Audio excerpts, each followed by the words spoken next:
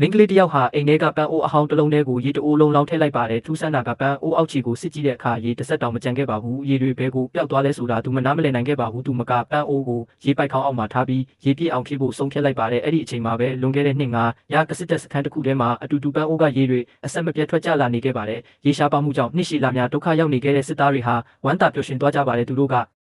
ဒီပန်းအိုးကိုဖျားသခင်ပေးတဲ့လက်ဆောင်လို့တောင်းယုံကြည်သွားကြပါတယ်မင်းကလေးကမတော်တဆအိပ်ပျော်သွားခဲ့ပါတယ်မနက်နိုးလာတဲ့အခါ property management ကဖုံးဆက်လာပါတယ်တညတဲ့နဲ့မင်းအိမ်ကရေတစ်ဆက်တန်အသုံးပြုထားပါတယ်ဒီစကားကြားတာနဲ့မင်းကလေးအလွန်ထိတ်လန့်သွားပါတယ်ရေပီကိုမပေးနိုင်မှစိုးရိမ်ပြီးချက်ချင်းရေပိုက်ကိုပိတ်လိုက်ပါတယ်ပန်းအိုးတွေကိုပြန်ကြည့်တဲ့အခါရေတစ်ဆက်တောင်မရှိတော့ပါဘူးဒီအချိန်မှာသူမဟာစမ်းသက်ချင်စိမ့်နဲ့စားပြီးကျန်တဲ့အစားအစာတွေကိုပန်းအိုးပေါ်ပစ်ထည့်လိုက်ပါတယ်နောက်တစ်စက္ကန့်မှစားစာတွေပျောက်ကွယ်သွားခဲ့ပါတယ်တစ်ဖက်မှာတော့နှစ်ငါရအတိတ်ကစစ်တပ်စခန်းထဲမှာလူတိုင်းစိတ်ပူနေကြပါတယ်ပန်းအိုးကရေမထွက်တော့လို့စစ်သားတွေအစာရေစာပြက်လက်နေခဲ့ပါတယ်ရုတ်တရက်ပန်းအိုးတွေကနေအစားအစာတွေတစ်ခုပြီးတစ်ခုကျလာပါတော့တဲ့စစ်သားတွေဟာသူတို့လက်ထဲကဖြူခွေးတဲ့ထမင်းကိုကြည့်ပြီးမျက်ရည်တောင်ဝဲလာကြပါတယ်အားလုံးကဝမ်းသာလွန်လို့ချက်ချင်းစားတော့ကြတော့တဲ့ဒါတင်မကသေးပါဘူးနောက်ထပ်အစားအစာတွေစက်တိုက်ကျလာခဲ့ပါတယ်ဒီအချိန်မှာတော့စစ်သားတွေကဒီပန်းအိုးဟာဖျားသခင်ကငိုယုံကြည်လာကြပါတယ်အဲ့ဒါကြောင့်စစ်တပ်အုပ်ချုပ်သူကျန်တော်ကကျေးဇူးတင်စာတစ်ဆောင်ရေးပြီးပန်းအိုးတွေထည့်လိုက်ပါတယ်ဒီဘက်ခင်မှာတော့မင်းကလေးကဒီမော်ပန်းအိုးကိုအံ့ဩနေတုန်းရုတ်တရက်ပန်းအိုးတွေကအနက်ရောင်မီးကိုတွေထွက်လာပါတယ်မီးပူကြံတွေကကော်စောကိုတောင်မီးလောင်မလို့ဖြစ်သွားခဲ့ပါတယ်အရန်ဒေါသထွက်သွားပါတယ်ငါအိမ်ကိုအမိုက်ပုံများထင်နေလားဆိုပြီးပန်းအိုးကိုစူပူပါတော့တဲ့လက်စားချေဖို့အတွက်သူမကအိမ်ထဲကတတန်းလုံးအစားအစာတွေအကုန်ပန်းအိုးတွေပြစ်ထည့်လိုက်ပါတယ်သူမသိတာကအဲ့ဒီလိုရက်ကအတိတ်ကစစ်သားတွေကို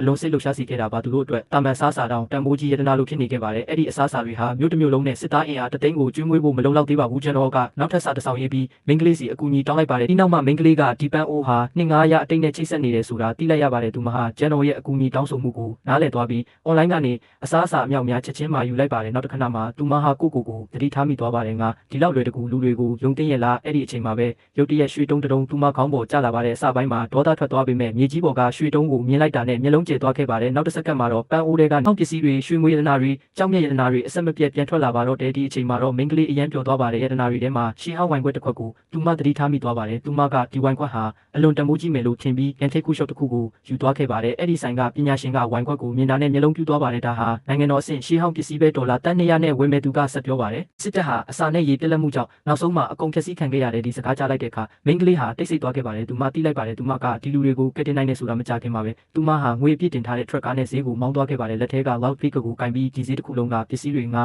အကုန်ဝင်မယ်လို့ပြောလိုက်ပါတယ်နောက်ဆုံးမှာတော့မင်းကလေးဟာအစားအစာစေဝါတောက်ရည်အမြောက်များပြင်ဆင်ပြီးလွန်ခဲ့တဲ့နှစ်900ကလူပေါင်း3သိန်းကိုသူမရဲ့အင်အားတစ်ခုတည်းနဲ့မှုဆုံးဖြတ်လိုက်ပါတော့တယ်